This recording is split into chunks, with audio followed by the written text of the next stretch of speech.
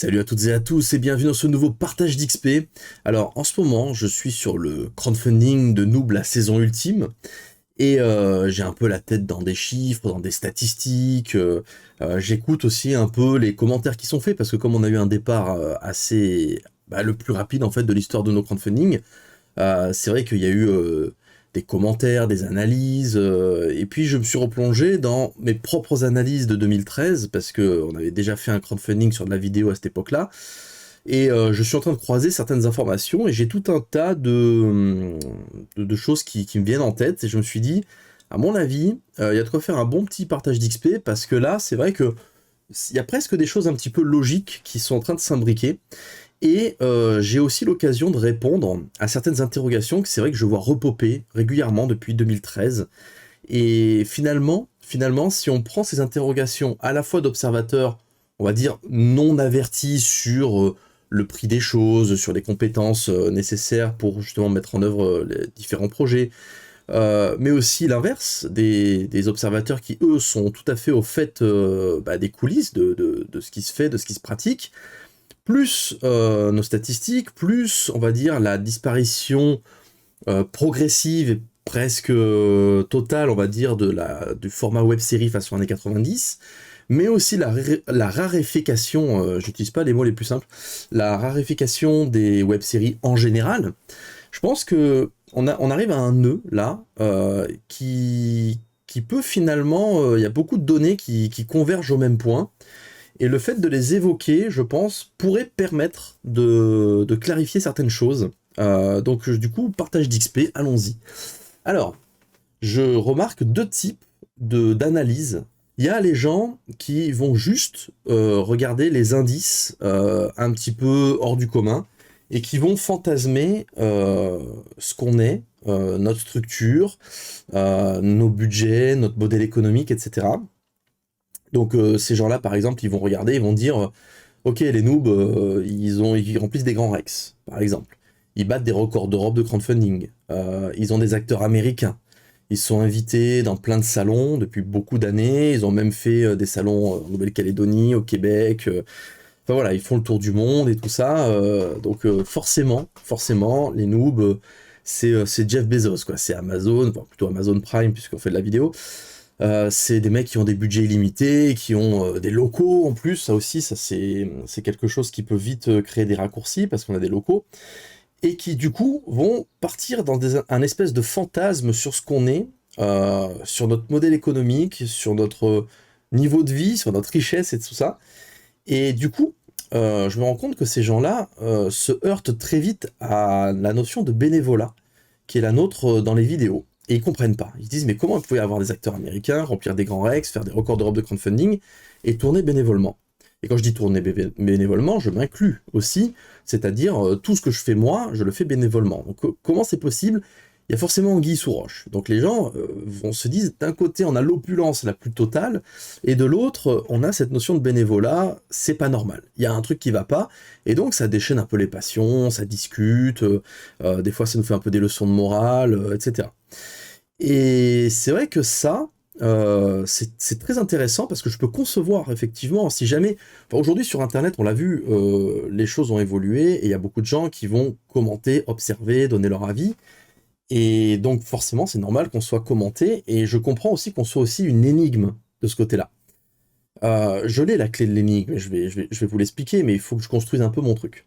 Et d'un autre côté, vous avez l'inverse. Vous avez des gens qui sont éclairés, et qui... Enfin, quand je dis éclairés, c'est pas plus malin, hein, c'est juste que, par exemple, ils savent que... là, regardez, j'ai des stats, que j'évoquerai après des stats, mais je vais vous en donner une pour que vous compreniez.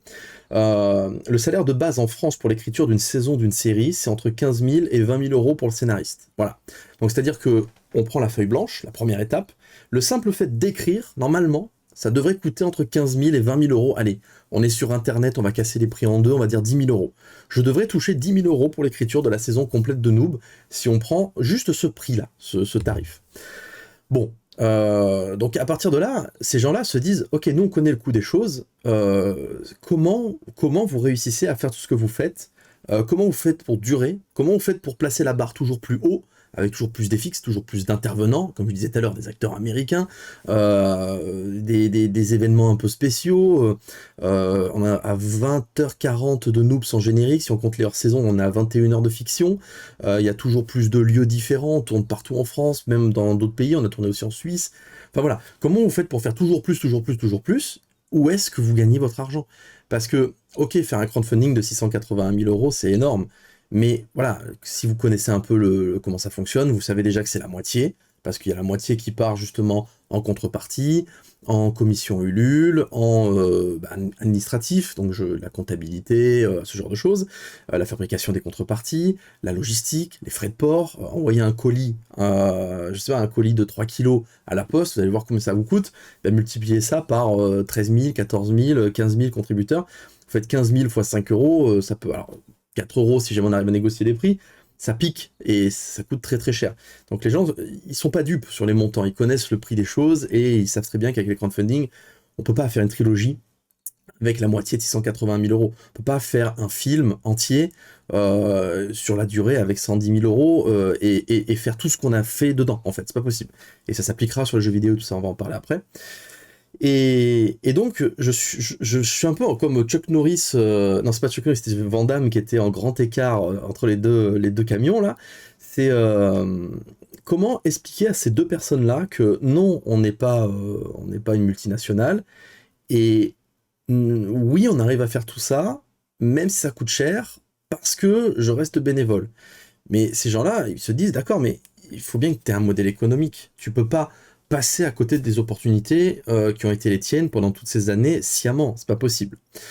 Et c'est peut-être une erreur. Peut-être, effectivement, que je suis totalement aliéné par ce que je fais, que j'ai des œillères et que je vais droit dans le mur, que tout le monde me prévient, mais que j'y vais quand même. Mais le fait est que j'ai fait des choix qui ne sont pas des choix malins d'un point de vue économique et structurel.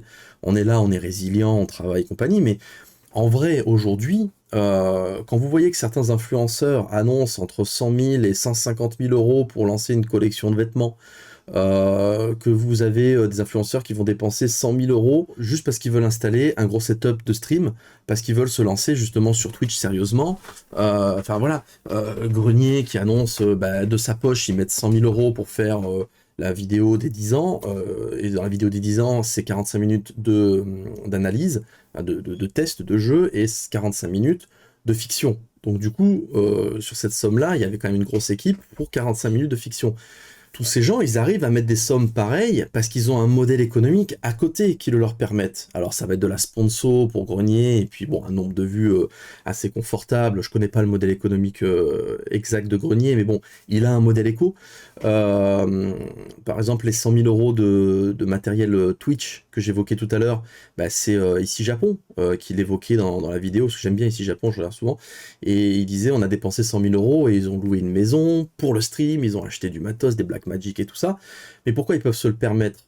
Parce qu'ils ont développé un modèle économique pérenne à côté. Il va y avoir des gens qui vont s'abonner pour recevoir des Candy Sandbox, il va y avoir des sponsors, il va y avoir... enfin voilà, ils ont lancé des marques de vêtements et tout ça.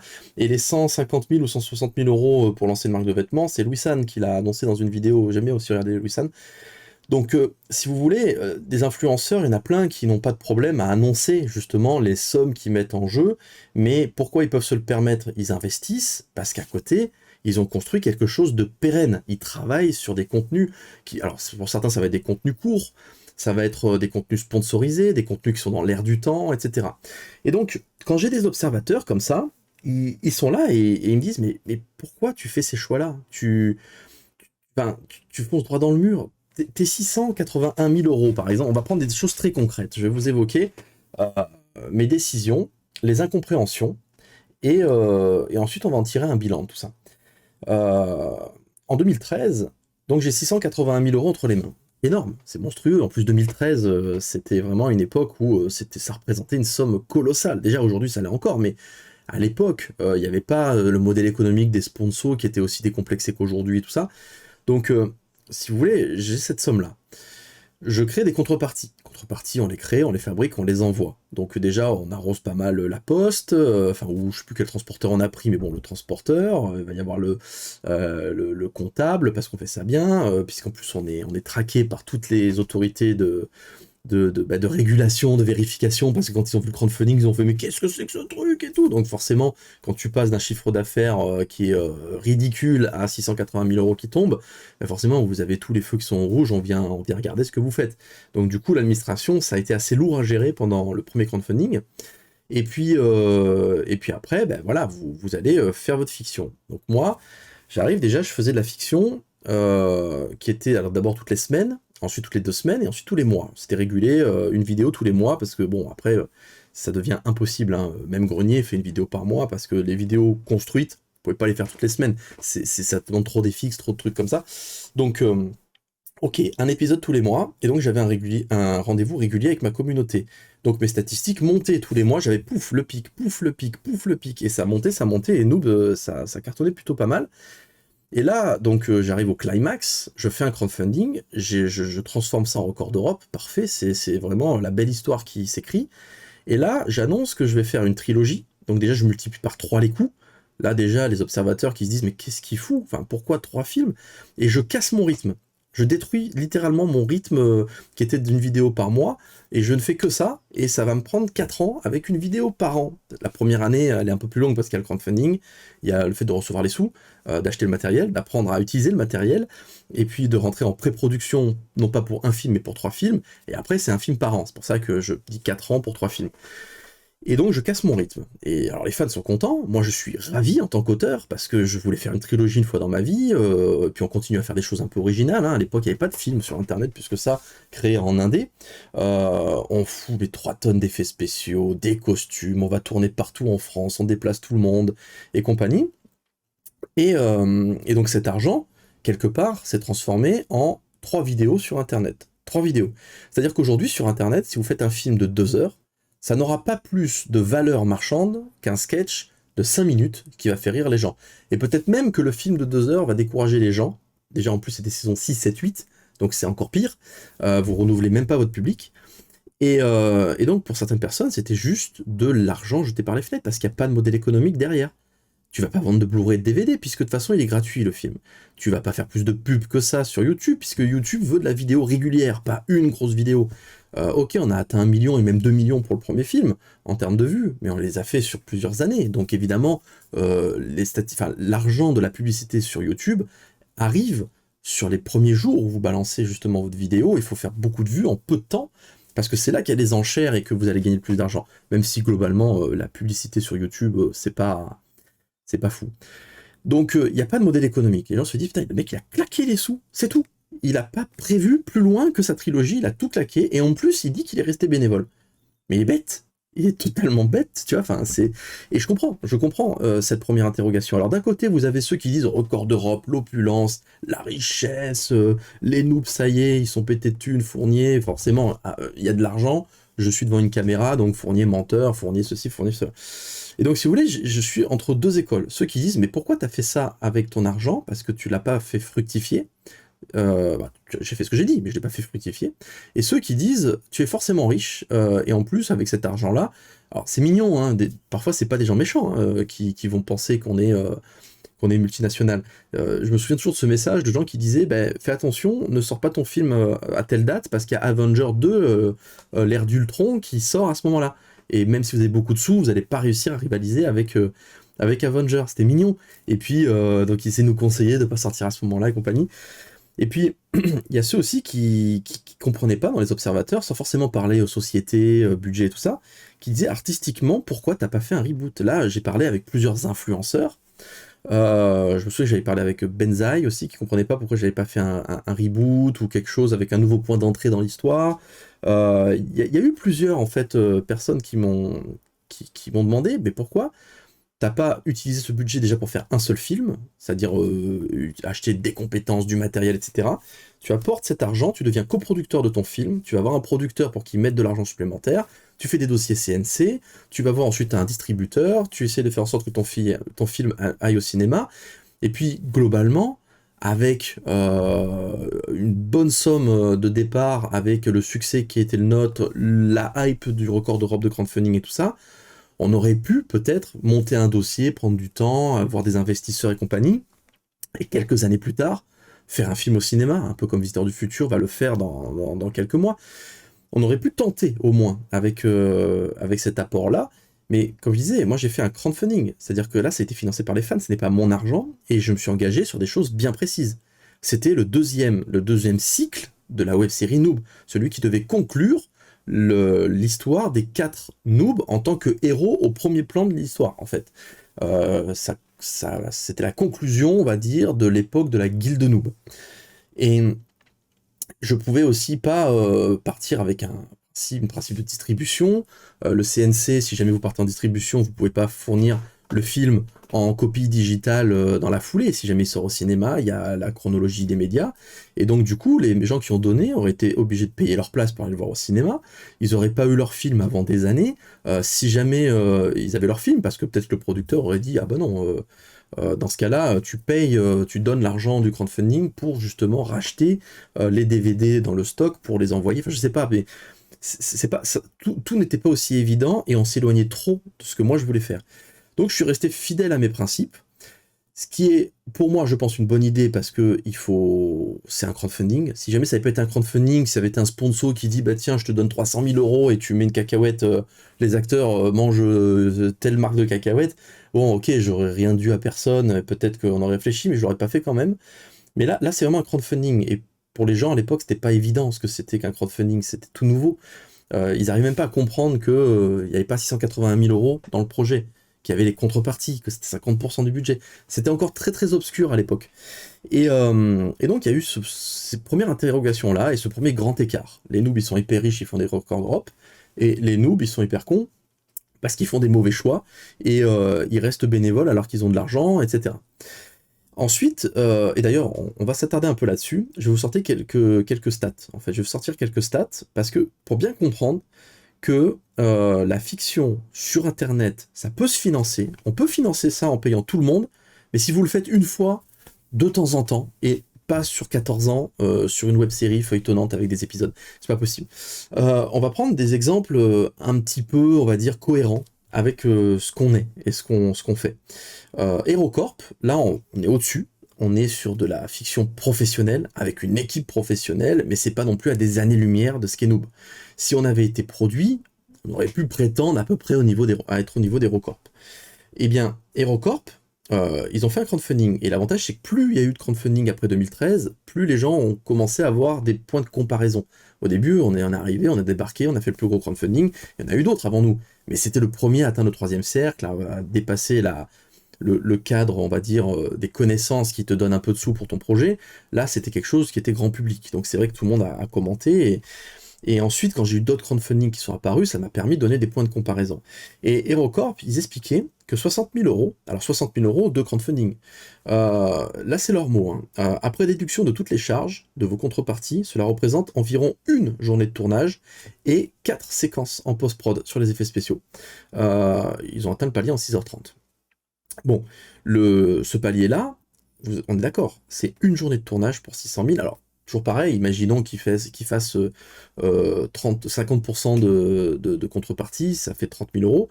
Voilà, vous avez une journée de tournage, 4 plans effets spéciaux. Alors, il y a un autre point qu'il faut prendre en compte aussi, c'est le fait qu'ils expliquaient dans leur crowdfunding, la production de la série, c'est toujours fait avec des coûts largement inférieurs à ceux des fictions classiques. Près de 5 fois moins. C'est-à-dire que tu fais 30 000 fois 5, ça fait 150 000 euros. Donc en vrai, une production qui ne serait pas à des coûts largement inférieurs, dans le milieu, c'est 150 000 euros, les 4 plans FX et la journée de tournage. Ça serait les tarifs dits normaux si on se réfère à ce que disent les producteurs de HeroCorp. Donc vous vous doutez bien que aujourd'hui sur Internet, ou même à la télévision, c'est très compliqué de faire une fiction de 11 saisons, avec des effets spéciaux dans tous les sens, plus de 1000 intervenants, etc. Enfin, c'est pas possible. Donc ça aurait coûté beaucoup, beaucoup plus cher. Donc voilà. Déjà, là, Noob, ça aurait pas été finançable. On va redescendre d'un cran. Et on va, par exemple, comme je disais tout à l'heure, prendre Joueur du Grenier. Joueur du Grenier, il a fait sa fiction des 10 ans. C'était un événement. Il y avait 45 minutes de mise en scène, donc de fiction pure, et 45 minutes de test de jeux vidéo. Donc, à mon avis, ce qui a coûté le plus cher, c'est les 45 minutes de mise en scène de fiction. 15 jours de tournage, il avait 20 personnes pour bosser avec lui, donc un cadreur, un chef-op, 6 assistants pour le chef-op, 2 assistants en réa, 4 personnes au costume, 2 personnes à la régie. Et le budget est de 100 000 euros, à peu près. Donc 100 000 euros, 45 minutes de fiction pure, et c'est compliqué. C'est-à-dire que c'est vraiment quelqu'un qui a un gros modèle économique en plus. On sait que Joueur du Grenier explose absolument toutes les statistiques de noob avec le petit doigt. C'est pas du tout le même monde. Donc, déjà, voilà, retenez bien ces chiffres. Ensuite, on avait les dissociés. Les dissociés, je sais pas si vous vous rappelez, je crois que c'était Golden Moustache, il y avait le frère de François Descraques, donc c'était Raphaël Descraques, qui était dans l'équipe, il y avait Jocelyn, enfin, ils étaient trois créatifs principaux, et ils ont fait un film d'1h10 qui s'appelait Les Dissociés, et ça leur a pris ça leur a demandé 150 000 euros de budget pour faire 1h10. Sachant que, je sais pas si vous l'avez vu, moi je l'avais vu à l'époque, il n'y a pas beaucoup d'effets spéciaux, il y en a très peu, c'est beaucoup de comédie, il y a très peu de costumes, il y a très peu d'unités de lieu, donc on est sur du 150 000 euros pour 1h10. Donc comme vous voyez, les exemples que je vous ai cités, leur modèle économique et leur quotidien, ce n'est pas la fiction. La fiction, c'est l'exception. C'est quelque chose qu'ils vont faire de temps en temps, c'est un truc un peu spectaculaire, parce qu'ils ont envie de le faire, et j'ai regardé les interviews, parce que c'était super intéressant, et l'équipe des Dissociés expliquait que leur film leur a coûté beaucoup plus cher que toutes les autres vidéos qu'ils ont pu faire avant, leur a demandé beaucoup plus de temps, c'était des mois de boulot, donc ça leur a bloqué beaucoup de temps, et ils expliquaient que la vidéo fait pas autant de vues qu'un sketch, ça coûte plus cher qu'un sketch, ça demande plus de temps qu'un sketch, donc du coup on comprend que financièrement c'est pas du tout, ce n'est pas du tout intéressant. Donc ça reste une exception, et d'ailleurs la preuve, ils ont pas fait 50 autres films derrière, ils ont pas fait une trilogie, ils ont pas fait une web série, donc si vous voulez, c'était l'exception. Donc si vous voulez, on est un ovni, et il n'y a pas trop de points de comparaison. J'essaye d'en trouver pourtant, hein. Bon, après, je peux vous citer aussi Game of Thrones, saison 6, 90 millions de dollars. Il y a Visiteur du Futur aussi qui va faire donc son film à 4,6 millions d'euros, ce qui est un budget très raisonnable, mais je pense que ça va être très sympa. J'ai hâte de voir. J'ai hâte de voir ce que ça va donner. Camelot, le film, c'est 14,8 millions d'euros. Bon voilà, là on est dans une autre sphère. Même si jamais les références sont quand même des références qui nous parlent, on est dans une autre sphère. Vous voyez, ça monte très très vite. Si on passe à la télé, en aérocorp, ça monte vite. Si on passe au cinéma, ça monte encore plus vite. Si on passe dans la sphère américaine, ça monte encore plus. On va redescendre à notre niveau, c'est-à-dire notre petite web série faite bénévolement.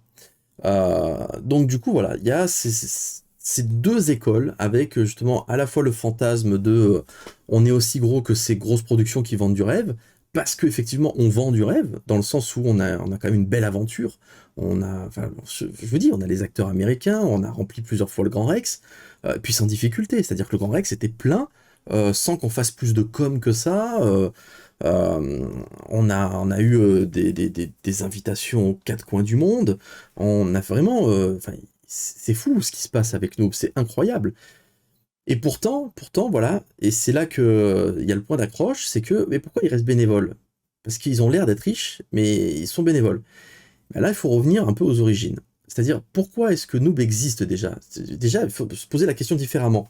Pourquoi on est les derniers?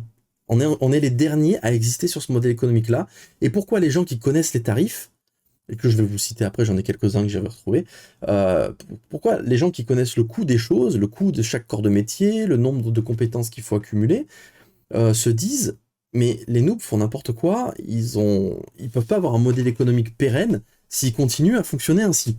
Et à chaque crowdfunding, on a l'impression qu'ils gaspillent des munitions pour éventuellement pouvoir se restructurer et faire quelque chose de pérenne sur la durée.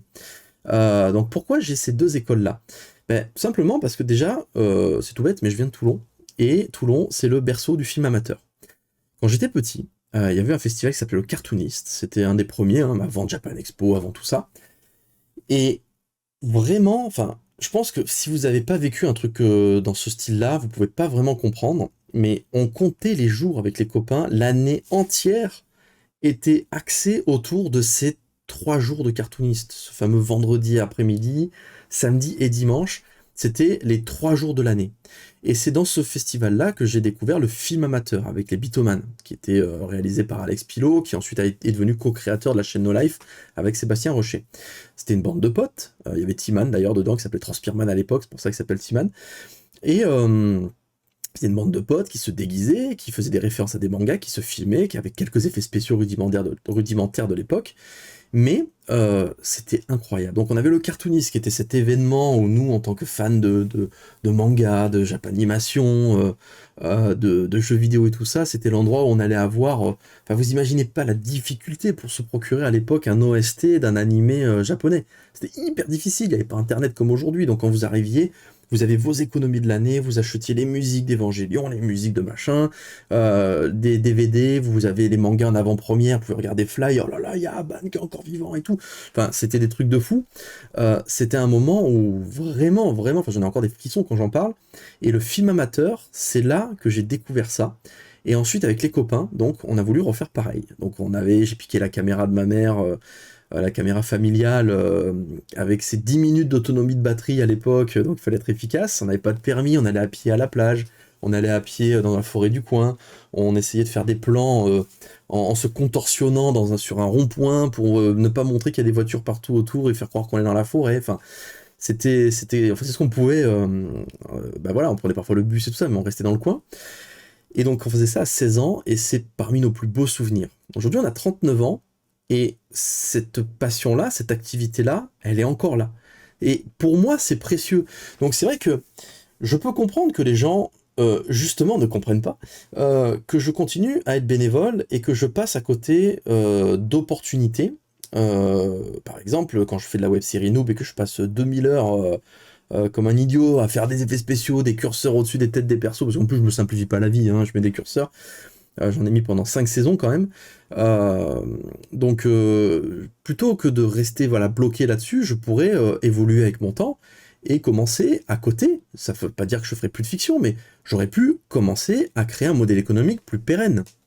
J'ai tout vu. La création, j'ai assisté à toutes les créations. J'ai assisté à l'arrivée des youtubeurs, j'ai assisté à l'arrivée de Twitch, j'ai assisté à l'arrivée de tous ces trucs-là. Et en fait, j'aurais pu, au tout début, me dire, ben voilà, je vais tenter de devenir streamer et je vais investir du temps là-dessus. Je vais tenter de devenir youtubeur, je vais faire des contenus plus dans l'air du temps, et je vais faire des émissions, je vais me greffer à une licence enfin, plus grosse que la mienne, c'est pas dur, mais à une grosse licence, comme ça je vais mettre mon savoir-faire au service d'une licence qui a déjà beaucoup de fans, et donc du coup je vais récupérer un certain nombre de fans qui vont se dire oh là là, moi je suis fan de telle licence, et en plus regardez, eux ils font des parodies là-dessus, ou des analyses, ou alors ils m'envoient un côté nostalgique parce qu'ils analysent des trucs avec des sketchs, des machins. J'aurais pu en fait à chaque fois faire des trucs comme ça, mais il y a cette chose qui est plus forte que moi, et c'est pour ça que je dis peut-être que je suis totalement aliéné par ce souvenir et que je fais des mauvais choix, et l'avenir nous le dira. C'est peut-être totalement irresponsable et que à un moment donné, ben, je pourrais plus bosser dans ce domaine-là parce que j'aurais pas fait les bons choix, parce que j'aurais pas su évoluer avec mon temps alors que j'aurais pu le faire plein de fois. J'aurais pas su faire fructifier des gros budgets comme ceux du crowdfunding en créant à la fois un projet mais aussi en essayant de développer un modèle économique pérenne. Je vais peut-être m'en mordre les doigts, mais il n'empêche que ce qui, cette clé sur l'élément qui est totalement illogique pour les observateurs à la fois qui connaissent le prix des choses et ceux qui fantasment totalement notre quotidien, c'est que je tourne à 39 ans avec les mêmes copains qu'à l'époque, plus des nouveaux. On a des pures armures, on a toujours notre esprit d'enfant, on tourne avec des acteurs américains, on voit le patrimoine français parce qu'on a des super lieux, on a des caméras j'adore ça, moi, en plus, la high-tech et tout ça, donc les drones, les caméras, les objectifs, les logiciels d'aujourd'hui, les écrans, les ordinateurs surpuissants, etc. Évidemment, moi je suis comme un gamin, donc ça me plaît. Donc je fais la même chose que quand j'étais plus jeune, mais en mieux. Et c'est pour ça que souvent je dis, j'ai pas de nostalgie, parce que j'ai l'impression que mon présent est mieux que mon passé. Parce que je garde le meilleur de mon passé, tout en ayant l'expérience de toutes les conneries que j'ai pu faire à l'époque aussi, donc j'ai appris de mes erreurs, et j'ai pas envie d'être aussi bête que ce que j'étais aussi à mes débuts, parce que j'en ai fait des erreurs, et j'ai été naïf, enfin voilà. Donc il y a l'expérience en plus, il y a le matos en plus, et puis en plus on a une communauté qui s'est développée, et contrairement à nos débuts, il y a des gens qui regardent nos contenus. Ça, c'est arrivé tard, hein. C'est arrivé en 2008 avec Noob, alors que jusqu'en 2007, on créait tout autant, et on avait peut-être, je sais pas moi, 100 personnes qui nous suivaient, à tout péter. Et pourtant, ça faisait déjà 7 ans qu'on faisait de la vidéo à un rythme très soutenu, et c'est qu'à partir de la 8e année qu'il a commencé à avoir les premiers 10 000 personnes, enfin déjà les premières 1000 personnes, 10 000, 100 000, 1 million, et puis voilà, ça, le nombre de vues a augmenté. Donc si vous voulez, la clé de tout ça, c'est que je fais, je pense, des erreurs sciemment parce que je veux protéger quelque chose qui me renvoie à mon enfance. Et vous regardez Noob, c'est souvent ça. Et ça va me permettre de faire une transition vers le jeu vidéo, mais on va d'abord parler juste des cartes. J'ai voulu qu'il y ait un jeu de cartes, alors j'ai pas les compétences pour créer les règles, les Operating Dwarves les ont faites, mais il y a un jeu de cartes Noob, parce que quand j'étais petit, je jouais au Magic, je jouais à ces cartes-là, enfin les dernières cartes que j'ai tenues en main, c'était les cartes de World of Warcraft avant qu'ils arrêtent et qu'ils fassent Hearthstone. J'ai voulu faire la boîte Super Nintendo que vous apercevez là, j'ai voulu faire la jaquette Mega Drive parce que c'est toute mon enfance, j'ai voulu faire une notice façon Super Nintendo, il y a les romans, il y a les BD franco-belges, il y a les mangas, enfin voilà, avec nous, j'essaye de rendre hommage à tout ce qui fait que j'en suis là aujourd'hui. Alors parfois, c'est des choix qui peuvent être viables économiquement, puisqu'évidemment, j'ai pas encore parlé de comment je gagne ma vie, c'est avec des droits d'auteur sur tout ce que je crée.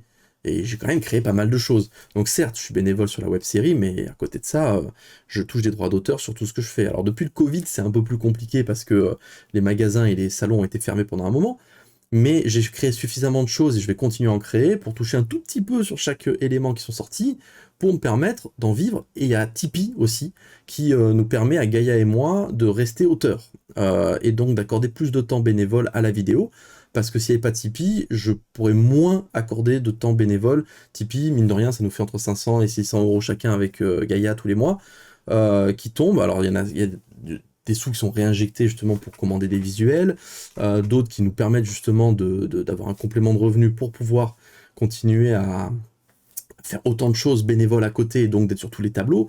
Donc le modèle économique, il n'est pas obscur, le nôtre, on le connaît, mais à l'échelle de Noob, effectivement, il y a ces questions qui se posent, et il y a pourquoi je fais ces choix qui sont des choix qui ne sont pas rationnels économiquement en gestionnaire d'une société, et pourtant, comment ça se fait qu'on est encore là?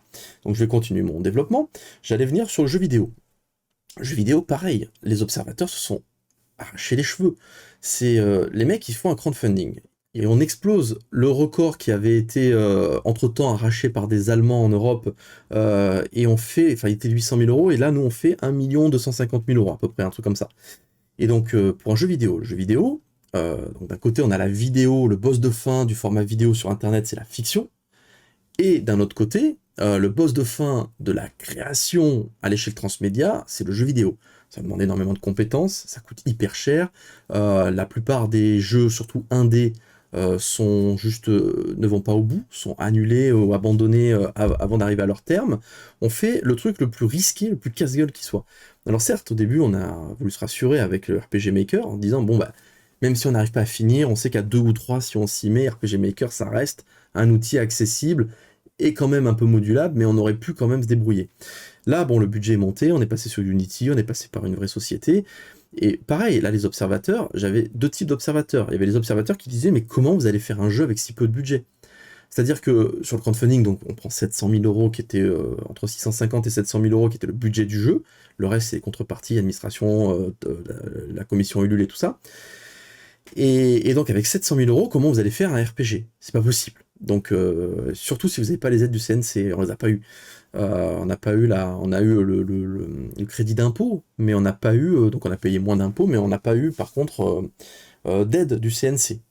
Peut-être parce que c'était notre premier jeu, peut-être que parce qu'ils ont dit mais non mais vous faites un jeu une fois, vous n'allez pas devenir une société de jeux vidéo, j'en sais rien de ce qu'ils ont pensé, mais voilà, le fait est que on n'a pas eu, donc on a vraiment fonctionné sur le budget du crowdfunding. Donc d'un côté j'avais des studios qui disaient comment vous allez faire? C'est pas possible, vous n'allez pas finir votre jeu. Et d'un autre côté, d'autres qui disaient, oh là là, 700 000 et tout, vous êtes plein aux as, si vous faites pas World of Warcraft, c'est mort, vous êtes des voleurs. Et parce que les gens connaissent pas le prix des choses, donc voilà.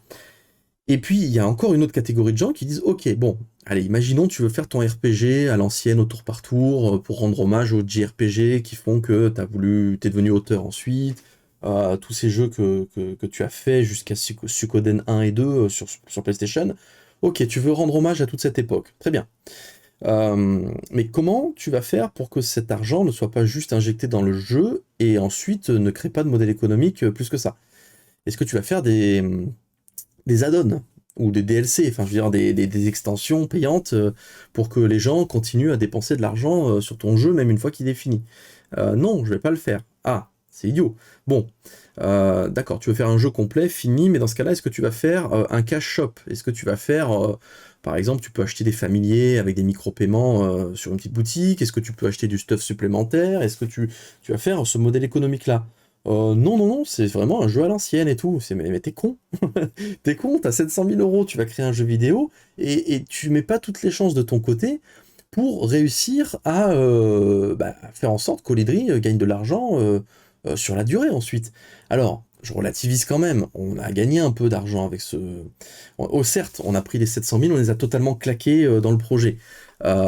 Mais on était à zéro, mais ensuite le jeu s'est vendu sur Steam. Alors, on en est à 30 000 ventes, je crois, du jeu vidéo Noob, ce qui est très bien. On a été premier des ventes pendant longtemps. Donc ça, c'est cool. Ça n'a pas remboursé les 700 000 euros, donc effectivement, on est déficitaire de ce côté-là, mais le jeu vidéo, pour moi, n'a pas dit son dernier mot. Certes, c'est un jeu autonome, il n'y a pas de cash shop, il n'y aura pas d'add-on, c'est vraiment un jeu autonome, mais il n'a pas encore été traduit à l'international et il n'a pas encore été porté sur des consoles. Donc il a encore une chance de créer un modèle économique. Donc là aussi, quelqu'un qui est là pour optimiser, pour dire mais trouve un modèle économique pérenne, fais un truc. Il faut que l'argent vienne tous les mois. Si t'as pas l'argent qui vient tous les mois, c'est mort.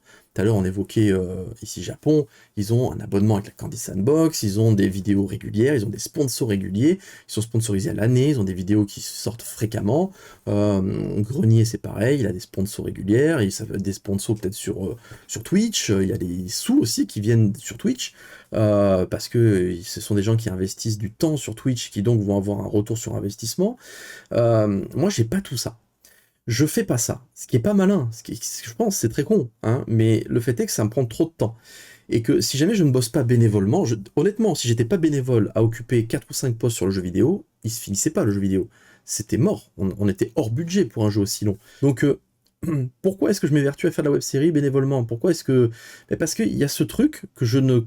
Peut-être qui est presque une maladie mentale, je ne sais pas, mais le fait de préserver le plus longtemps possible euh, ce havre de paix qu'est le tournage amateur avec les copains, je le place au-dessus de tout. C'est-à-dire que tant que j'arrive à vendre suffisamment de bouquins et de vivre normalement, j'ai pas besoin d'être richissime.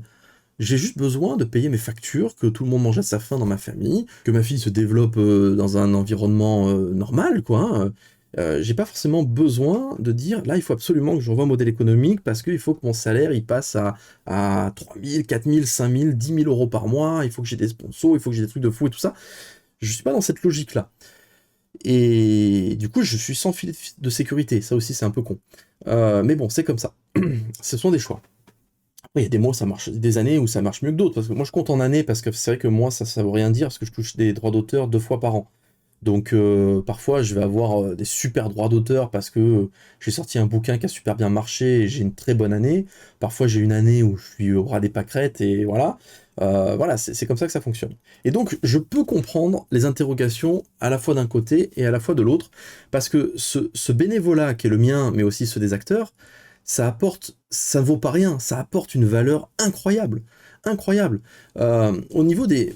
Regarde, on va prendre quelques chiffres. On va prendre quelques chiffres, vous allez mieux comprendre. Là, c'est une société qui propose des tarifs, en fait, société d'audiovisuel, c'est globalement, les tarifs sont assez similaires. Un tournage avec une personne mise à votre disposition, une caméra HD, plus un pied, plus un micro caméra son, plus un éclairage minette, donc petit éclairage que vous mettez. Juste ça, c'est 800 euros la journée. 800 euros la journée. Donc c'est-à-dire que si demain je dis à quelqu'un, ok, moi je me mets à ta disposition avec une caméra, un pied, un micro, et je viens filmer ton truc et tout ça, ça me posera pas de problème. Filmer, ça fait partie de mon ADN. J'ai toujours une caméra greffée à la main, je maîtrise toute la chaîne, il n'y a pas de problème. Je peux tout à fait dire, eh ben voilà, je vais faire une prestation pour toi, je gagne 800 euros dans la journée. J'amène mon frère, par exemple, avec mon frère Pierre qui a fait des études, donc qui joue Sin, la source de l'infini, qui a fait des études aussi d'audiovisuel, et qui donc sait tout à fait faire ce qui est proposé là. Eh ben, on fait une petite équipe, donc forfait tournage reportage, par exemple, 2 personnes, et le même matos, c'est 1490 €. Donc si j'ai pas envie d'être tout seul, j'ai envie d'être avec mon frère pour faire ça, ben, dans la journée, je sais que je vais gagner 1490 €. Je fais ça peut-être 5 fois, 6 fois, 7 fois dans le mois, ben, vous calculez, ça monte très vite. Ensuite, une fois que tu as fini de filmer, il y a le montage. C'est encore un autre forfait. Le forfait montage jour, c'est-à-dire monteur truquiste, station de montage avec retour vidéo HD, soit Avid, soit Final Cut, soit Premiere Pro, c'est 900 € la journée. Donc il suffit que je dise, allez, j'y vais tout seul. Je filme, ça fait 800 € la journée, et je monte une journée la chose, ce que je suis parti filmer, je gagne encore 900 €. Ça veut dire que 8 et 8, 16, plus 1, ça fait 17, donc ça fait 1700 € juste pour 2 jours. En 2 jours, je peux gagner 1700 € avec mes compétences et avec mon matos. Là, par exemple, il propose un surplus de personnel de tournage. Donc un réalisateur, c'est 650 € de plus dans la journée. Un directeur de la photo, c'est 590 € de plus. Un chef-op, donc la lumière et tout ça, c'est 580 € en plus. Un script, c'est 490 € en plus. Un assistant, c'est 250 €. Maquilleuse, 450 €. Un régisseur, directeur de production, 450 € en plus. Et, etc. L'étalonnage, 590 €. La journée à chaque fois, hein, attention, hein, c'est vraiment la journée. Un graphiste animateur, 590 €. Voilà. Il y a beaucoup de chiffres comme ça. Donc imaginez tous les postes que je cumule, si jamais je les valorisais. Je pourrais varier les plaisirs et attention, je dis pas que j'ai le niveau professionnel pour être chef, par exemple chef-op, je sais pas faire. Je me débrouille avec les moyens du bord, mais je suis pas chef-op. Réalisateur, je peux quand même y prétendre au bout d'un moment, parce que là, on parle pas de réalisateur de cinéma, on parle de prestations qu'on fait pour un particulier, une société. Donc ça, je pense que j'ai le niveau, il n'y a pas de problème. Donc, ce qu'on fait bénévolement, ça a un coût, hein. Donc c'est pour ça que Noob a l'air beaucoup plus cher. Si jamais on devait rentrer dans une logique de paiement, il faudrait faire attention. Je ne pourrais pas dire, ok les gars, là tu fais péter une montagne, là toi, aujourd'hui on fait un tournage, on est 50, là toi tu vas faire une boule de feu, puis ensuite tu vas envoyer ton marteau, le marteau il revient, puis ensuite tu... Je pourrais pas faire tout ça parce que je devrais calculer le coût de chaque chose que je propose. Là l'avantage c'est que je sais que je vais le faire tout seul et que je serai le seul à supporter finalement ma petite folie du moment en disant ben voilà, toi tu vas faire telle boule de feu, tes yeux s'illuminent, donc tracking, machin, etc. Ben, je suis le seul à souffrir derrière, et ça ne coûte rien à ma société, ça coûte rien à tout ça, et pourtant ça ne vaut pas rien. C'est ça que je veux dire avec tout ça. Le matériel, pareil. Et d'ailleurs, ça me permet de faire une parenthèse, parce que là j'ai des chiffres de location que j'avais en 2013, et il y avait donc la Canon EOS C300, qui est la caméra justement qu'on avait pour la trilogie Noob, et elle était à 250 € par jour de location. Donc avec la trilogie, on a dépassé allègrement les 100 jours de tournage. Donc en vrai, si on prend ces tarifs-là, 250 € hors taxe par jour de tournage, fois, allez, on va arrondir à 100, même si j'en ai fait plus que ça fait qu'on aurait payé 25 000 € la Canon, qui en coûtait 10 000 en fait. Donc vous voyez que ça reste des économies. Et puis bon, après, dans le crowdfunding, on avait dit qu'on prenait du matos pour qu'il serve sur la durée. Et effectivement, il n'a pas servi pour 3 saisons, il a servi pour 5 saisons. Donc d'ailleurs, les saisons 9 et 10 sont aussi longues que la trilogie entière. C'est-à-dire qu'il n'y a que 2 saisons, mais elles sont tellement longues. Donc finalement, on a doublé le temps d'utilisation du matos. Quand le crowdfunding s'est terminé et qu'on n'a plus de budget, l'avantage, ça aussi c'est un acquis, on n'est pas retombé à notre niveau de saison 5. On n'est pas revenu avec notre petit appareil photo pour filmer, et notre petite bonnette et notre mixette toute pourrie. On avait le matos de la trilogie qui était un acquis et qui est resté et qui nous a permis de faire des belles choses après. Mais du coup, comme là j'ai des tarifs de location, imaginez si jamais Olydri avait proposé de la location. En plus sur Toulon, il n'y a personne qui loue. Il aurait fallu qu'on aille louer sur Nice, je crois, ou sur Marseille, ou sur Lyon. Donc à chaque fois, il aurait fallu aller chercher le matos, parce que c'est pas non plus quelque chose qu'on peut facilement s'envoyer par la poste, hein, du matos de cinéma. Donc si vous voulez, on pourrait aussi louer notre matériel, finalement. Et on pourrait la rentabiliser comme ça quand on voit les tarifs, parce que sur Toulon, il suffit qu'Olydri devienne une société de location de matériel audiovisuel, et effectivement, on pourrait gagner de l'argent. Donc en vrai, ce que disait Karim Debache, c'est pas idiot, c'est même très intelligent. Pourquoi on ne fait jamais fructifier nos acquis? Pourquoi on est toujours là, effectivement, les épisodes de Noob, il n'y a pas de sponsor. On en a eu 2 des sponsors rémunérés dans toute l'histoire de Noob. On a eu Frogster et on a eu Norton plus récemment. Parce que j'ai pas envie d'envahir les épisodes feuilletonnants de Noob avec de la pub, sauf si c'est $1. sauf si jamais ça ne se voit pas, ou sauf si on en a vraiment un besoin vital. C'était le cas dans les premières saisons de Noob, parce que déjà, c'est Frogster qui faisait Rune of Magic, qui était un MMO qui nous proposait de nous sponsoriser quand t'es gamin, t'es un peu comme un fou. En plus, ils nous ont invités en Allemagne et tout ça. Et ça nous a permis de passer en HD. On avait vraiment besoin. Ça nous a permis d'acheter un bon micro. On avait beaucoup plus besoin. Ça nous a permis d'acheter nos premiers costumes aussi originaux. Donc c'est pour ça que les héros sont passés niveau 100, qu'on a eu nos premiers stuff qui ont été créés sur mesure pour la série. Donc ça, c'était vraiment de la sponsor qui n'était pas invasive. Ils n'ont pas touché au scénario. Et quand même, c'était mais tellement utile et tellement bénéfique pour la série que c'est vrai que ça a été malin de le faire. Et Norton, Norton, l'épisode était déjà fait, puisque de toute façon, dans le scénario, il fallait que Neuropa Entertainment contre-attaque face à l'invasion des hackers, et il fallait qu'ils enrôlent un expert. Donc finalement, on avait ça qui traînait depuis un petit moment, ce partenariat, ils étaient toujours d'accord. Donc que l'expert s'appelle Norton ou qu'on lui invente un nom, c'était la même chose, puisque le scénario n'a pas bougé. Donc, si vous voulez, quand c'est malin, on peut le faire, mais j'ai peut-être trop d'exigences, et donc faire ma sponsor avec mes exigences fait que c'est quasiment impossible parce que j'ai pas voulu pendant des années, peut-être que je vais changer d'avis, alors pas sur la saison 11, hein, c'est une saison avec du crowdfunding. Même si je pourrais, hein, honnêtement, je pourrais, rien ne m'en empêche, et personne Alors, peut-être qu'il y en a qui râleraient, mais pas plus que ça. Je pourrais, au début de chaque épisode, rajouter une sponsor et dire, eh ben voilà, vous avez 1 minute de sponsor avant l'épisode, et puis nous, ça nous fait 10 000, 15 000 balles qui rentrent facilement à chaque épisode.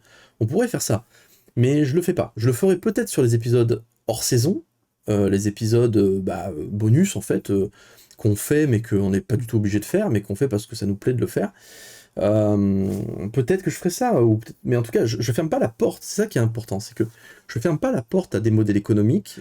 Donc on en revient à nos observateurs, les observateurs qui se disent, mais attendez, les mecs, ils ont fait 120 épisodes, 3 films, et ils ont pas foutu de sponsor avec tout ce qu'ils avaient. Ils sont bêtes.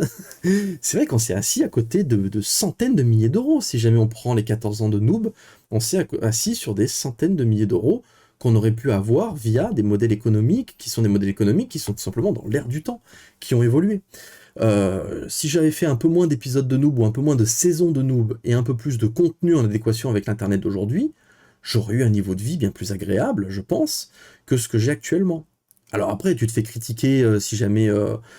mais les critiques, je les ai même en faisant mes choix, c'est ça le truc. Imaginez si jamais j'avais fait d'autres choix, d'autres moments, et que ça avait marché, ce qui est quasiment aujourd'hui impossible, parce que je pense que c'est trop tard, et je me ferais critiquer.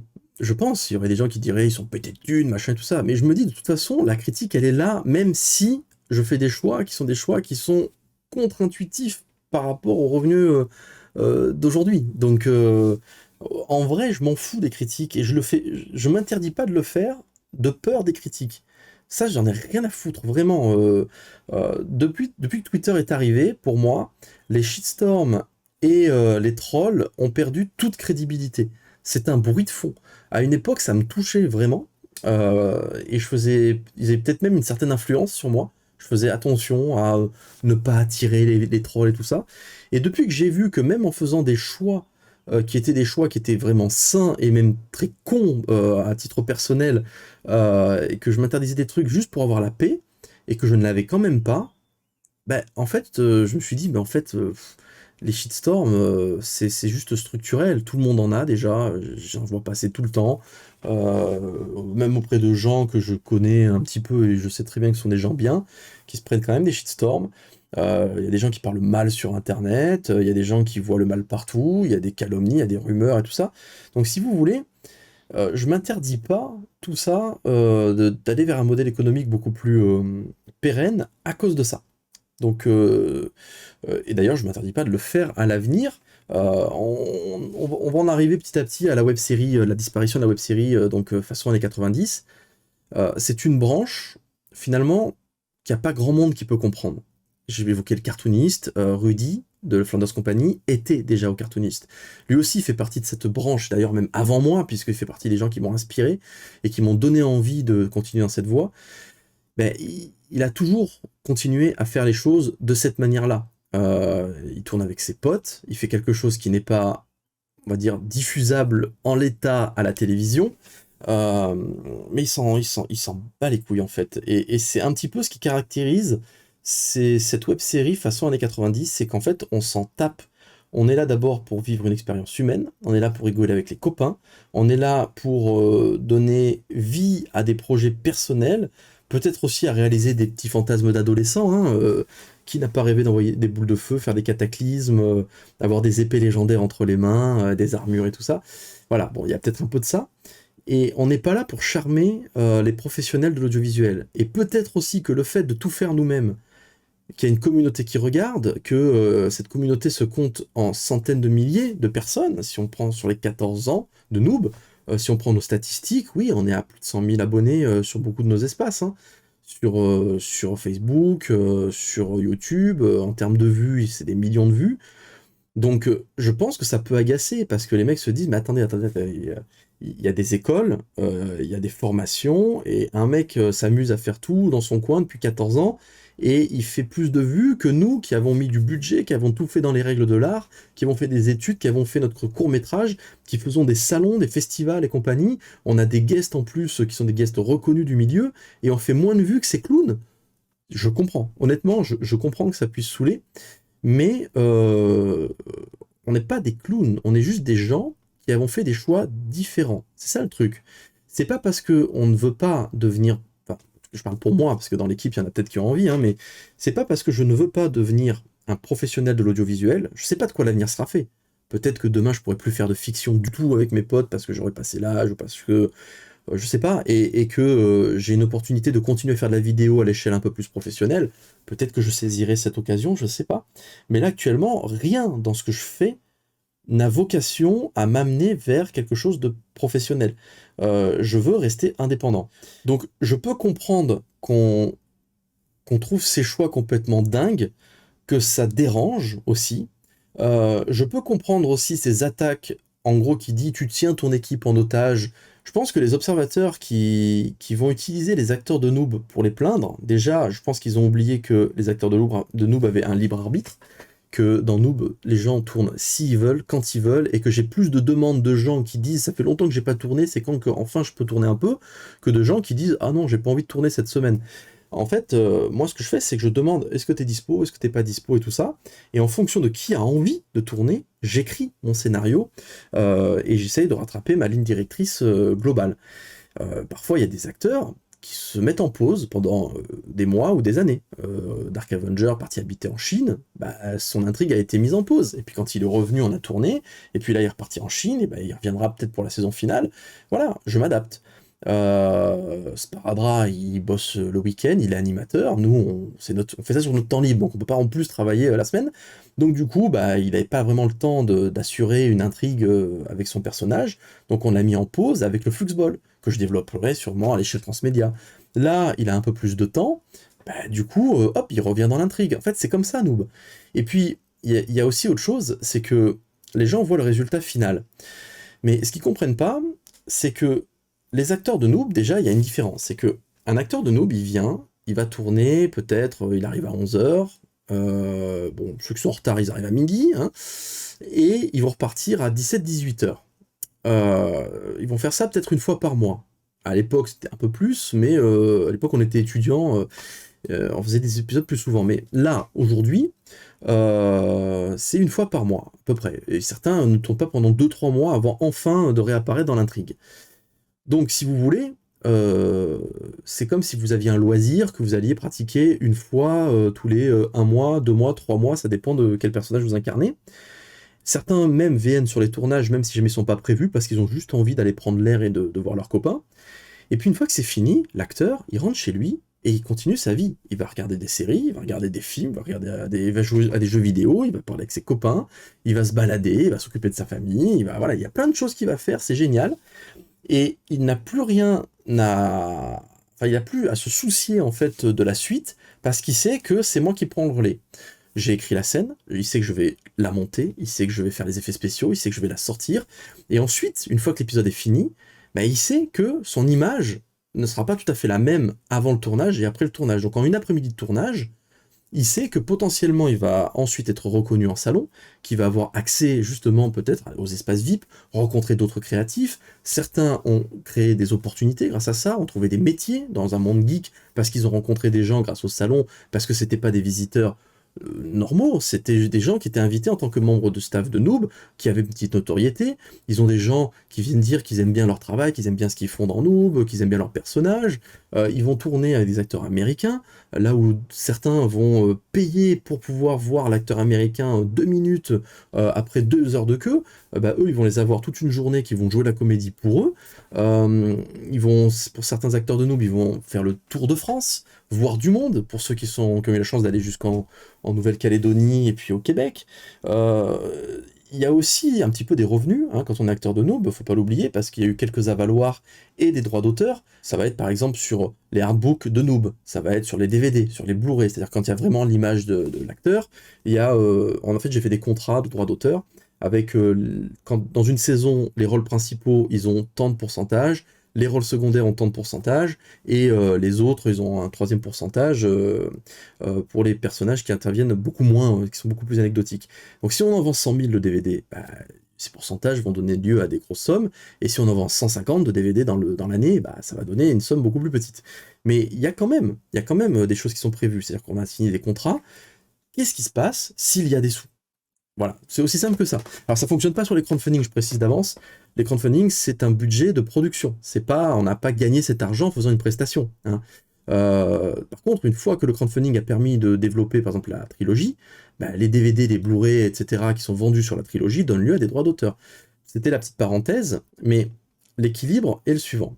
Et moi, de mon côté, bah, je vais effectivement sacrifier une grosse partie de ma vie pour faire ce que je fais, hein. Ce bénévolat, il est pas sans conséquences. En général, j'essaye de faire 35 heures bénévoles dans la semaine et 35 heures de vrai travail rémunéré. C'est-à-dire 35 heures en tant qu'auteur et 35 heures que je vais passer justement à faire gratuitement les tournages, l'écriture, les montages, les effets spéciaux et tout ça. Donc ça fait beaucoup de boulot. Donc c'est vrai que oui, non, je vais pas au cinéma, ou très peu, je regarde pas trop de séries, j'ai plus trop le temps, je sors plus trop, je joue plus aux jeux vidéo, et du coup j'ai pas le temps non plus d'essayer de développer une autre carrière beaucoup plus pérenne que celle de réalisateur de Noob, qui finalement ne rapporte rien, indirectement, parce que ça permet de vendre effectivement des romans et tout ça. C'est quelqu'un qui va découvrir Noob en web-série, on sera plus enclin à se diriger vers l'univers transmédia que si je ne faisais que des bouquins, évidemment. Ça, je suis pas aveugle là-dessus, mais il n'y a aucune raison de faire autant de Noob et de passer autant de temps sur Noob. Je pense, enfin, au stade où j'en suis, j'ai aucune raison de faire une saison 11, j'avais aucune raison de faire une saison 9, j'avais aucune raison de faire une saison 10. Noob, ça y est, c'était connu à la fin de la trilogie. Je pouvais juste me contenter de faire un autre type de contenu. Et le temps que je passe justement à faire de la fiction et à faire des effets spéciaux et compagnie, bah, c'est autant de temps que je ne passe pas à essayer de développer ma chaîne Twitch, autant de temps que je ne passe pas à essayer de développer mes espaces Instagram, Twitter ou mon autre chaîne YouTube. Proposer des contenus différents, beaucoup plus faciles, beaucoup plus dans l'air du temps. Donc si vous voulez, l'équilibre, il est là. Les acteurs de Noob, il n'y a pas de problème, ils sont pas malheureux. Et ce bénévolat, il rend personne malheureux, puisque comme je vous disais, c'est ma passion de le faire. J'ai conscience de ce que je perds en le faisant, mais j'ai aussi conscience de ce que je gagne en le faisant. Prolonger l'expérience film amateur en 2022, c'est bizarre pour beaucoup de gens, mais ça veut dire beaucoup pour moi, et c'est aussi un trait d'union entre l'ado que j'étais, l'adulte que je suis aujourd'hui, le papa que je suis aujourd'hui, et donc la future ado que j'aurai dans quelques années. Je trouve que je sais pas, raconter des histoires, raconter des fictions, ça me plaît. Continuer à délirer avec les copains, tourner, avoir la pluie qui te tombe dessus, avec des bâches, être en galère, et pourtant tu finis quand même le tournage. Ça, c'est des vraies expériences, c'est des choses incroyables. Voilà, enfin, c'est difficile à expliquer si à ce stade de la vidéo, vous pouvez toujours pas concevoir pourquoi je passe autant de temps bénévole et pourquoi je n'ai pas plus développé ma carrière et mon modèle économique, bah, vous comprendrez sûrement jamais. Donc voilà, ceux qui ont compris, voyez un peu de quoi je parle, mais d'un autre côté, j'ai conscience que potentiellement, je me drape peut-être un peu trop dans cette Madeleine de Proust, dans cette nostalgie, Et peut-être que je fais une erreur, alors pas une erreur d'un point de vue humain, parce que ce qui est vécu est juste génial, mais une erreur peut-être d'un point de vue financier pendant quelques années, et peut-être qu'un jour je vais vous annoncer qu'Olydri c'est fini, que on n'a plus la possibilité de louer le local, enfin là, pour le coup on l'a acheté le local parce que ça nous coûte moins cher de rembourser un prêt, parce que c'est un hangar. En fait on est passé de bureau à hangar, donc ça coûte beaucoup moins cher un hangar. Parce que mine de rien, quand vous avez une maison d'édition, il faut stocker vos bouquins. Et quand vous gérez des crowdfunding pour autrui, bah, il faut stocker les contreparties des crowdfunding des copains. Donc cette activité-là, plus celle que fait ma mère avec l'armée, j'en parle de temps en temps, mais nous permettent de financer le hangar. Mais c'est ponctuel. C'est-à-dire que si jamais demain il n'y a personne qui a besoin de nous, bah, on n'a pas de revenus. Et si jamais on vend pas de bouquins plus que ça, bah, on n'a pas de revenus. Donc là aussi, c'est dangereux. Peut-être qu'Olydri aurait besoin de sponsors au bout d'un moment. Peut-être que. Surtout que. Mais c'est tout con, mais on, on s'est lancé sur Twitch. Istos et Gaïa ont fait une émission qui est Regen, une émission de cuisine. Ça fait des années qu'on l'a dans les cartons, on devait en faire. Regen, c'est plus vieux que la trilogie, nous, pour vous donner une idée. Hein. On a fait les logos, enfin, ceux qui connaissent notre actualité ont vu passer ces annonces-là bien avant, même avant Warp Zone, c'était en 2012, un truc comme ça. Et c'est avec l'arrivée du streaming qu'on s'est dit, oh, là, ok, on pourrait faire ça en live. Et ben, au niveau des sponsors, on n'a pas de problème à trouver des sponsors avec Rigen. On est très content de nos sponsors. Et en fait, Rigen génère plus de revenus, alors que c'est une petite émission de cuisine, que Noob. C'est ça qui est fou. C'est là que tu comprends qu'on a tout faux. Une émission qui s'appelle Rigen, tu viens, tu achètes la nourriture avec justement l'argent du sponsoring. Tu fais ta vidéo, c'est agréable, ça te prend 2 heures, 3 heures, et ensuite tu as un super bon repas et tu gagnes plus qu'avec la web série Noob. Vous voyez? Vous comprenez pourquoi les observateurs ils disent mais qu'est-ce que vous faites quoi? Qu'est-ce que vous faites? Mais d'un autre côté, il y en a qui sont admiratifs, qui disent c'est incroyable la résilience que vous avez. C'est incroyable que vous soyez toujours là aujourd'hui, que vous ayez fait ça et que vous soyez fidèle à vos principes. Donc certes, la web série Noob va se terminer, parce qu'il faut à un moment donné que ça se termine. Là, c'est aussi d'un point de vue artistique, parce que je pourrais continuer ad vitam aeternam. Hein. Je pourrais continuer, puisqu'après tout, je maîtrise toute la chaîne, du début à la fin, hein, en termes de technique. Et l'équipe est toujours motivée. Donc je pourrais faire une saison 12, 13, 14, 15, 16, 17, et on pourrait même arriver jusqu'à 20, il n'y a pas de problème. Mais le fait est qu'à un moment donné, déjà, il faut conclure, et il faut aussi qu'il y ait des points d'entrée dans l'histoire. Pourriez-vous répéter? Désolé, j'entends mal ce que vous me dites. Je rêve. À quel moment j'ai dit Siri dans... bon. Déjà parce qu'à un moment donné, il faut conclure, il faut faire une fin, il faut sécuriser la fin et se dire ok, je vais faire une belle chose parce que à trop continuer, peut-être qu'à un moment donné, ça va tomber à plat et tu vas un peu gâcher tout ce que tu as fait auparavant. Et puis aussi, faire 20 saisons, c'est bien beau, mais si tu n'as plus de point d'entrée, les gens, plus tu fais une saison, plus tu aggraves ton cas. Les gens, ils vont pas réussir à entrer dans l'univers, ils vont pas réussir à s'intéresser au projet parce que ta saison 1, elle date de 2008, qu'elle est filmée avec une petite caméra parce qu'à l'époque, tu n'avais pas les moyens. Elle est encodée avec... à l'époque, je montais même pas sur Premiere Pro. Hein. Je montais, je crois que c'était Ulid Video Studio, c'était le truc juste au-dessus de iMovie. Non, c'était pas iMovie, c'est... je sais plus comment ça s'appelle, le truc de base que vous avez sur Windows qui permet de monter des vidéos. Windows Movie Maker, je crois. C'était le truc juste au-dessus de ça, donc c'était vraiment naze, avec des codecs tout pétés. Donc effectivement, je travaillais beaucoup, mais à la fin, l'encodage, et j'avais pas beaucoup de sous, donc stocker ces contenus en haute qualité, enfin en DV ou même en HD, hein, on aurait pu acheter une caméra HD, ça existait en 2008, hein, j'avais pas les sous. Donc du coup, c'est dommage. Donc c'est vrai que le point d'entrée qui est la saison 1, aujourd'hui, ça fait un peu de peine, et Noob ne se renouvellera jamais. Donc du coup, il faut mieux conclure et continuer la fiction différemment, avec des points d'entrée plus réguliers, mais aussi, il faut être raisonnable, la fiction ne peut plus être mon activité, ma seule activité, en fait. Ça c'est vrai que, et là je donne raison à certains types d'observateurs que j'évoquais tout à l'heure, il faut qu'à un moment donné, je trouve un modèle économique entre les deux. Mais ce modèle économique, finalement, il peut être intéressant aussi pour mon développement personnel, parce que ça m'obligerait à regarder des séries, à regarder des films, à jouer à des jeux vidéo, parce que j'ai très envie de faire des analyses, faire des contenus, des parodies, j'ai envie de faire un petit peu autre chose aussi, et du coup, avoir un autre modèle économique m'obligerait presque à vivre quelque part. Donc c'est vrai qu'à un moment donné, il faut que je me pose la question de trouver un équilibre. C'est pour ça que c'est pas plus mal de terminer la web série Noob avec un crowdfunding pour tenter justement de voir si un modèle économique pourrait me permettre de faire appel à des compétences. Voilà, il y a tout un tas de choses à évoquer. Je crève de chaud. Je pense que vous voyez qu'au fur et à mesure, je transpire parce que on est en canicule. Tout à l'heure, j'avais le chien qui aboyait, donc j'avais tout fermé. J'ai pas de courant d'air, j'ai pas encore de ventilateur. Donc au fur et à mesure que je vous parle, j'ai les yeux qui sont rouges, ma peau qui est écarlate. Donc je pense qu'il est grand temps de finir cette vidéo qui doit durer à peu près 250 000 heures comme d'habitude. Je vous dis à très bientôt. Allez, bye bye.